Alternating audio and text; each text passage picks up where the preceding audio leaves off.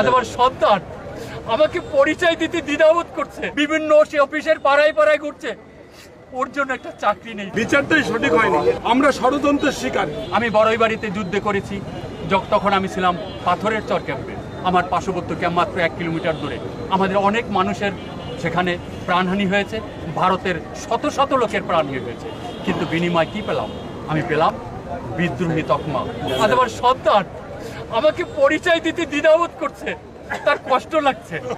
আমার সন্তানকে আমি অনেক কষ্ট করে সফটওয়্যার ইঞ্জিনিয়ার বানাইছি, ও ধারে ধারে ঘুরে বেড়াচ্ছে, বিভিন্ন অফিসের পাড়ায় পাড়ায় ঘুরছে, ওর জন্য একটা চাকরি নেই, চাকরি মিলতেছে না। বিদ্রোহের পোলা সব জায়গায় চূড়ান্ত হয়ে আসে, যখনই সিলেকশনের পর্যায়ে আসে, শুনে যে ও বিদ্রোহ বিডিআরের ছেলে, তখন তাকে বার করে দিচ্ছে, দূর করে তাড়িয়ে দিচ্ছে।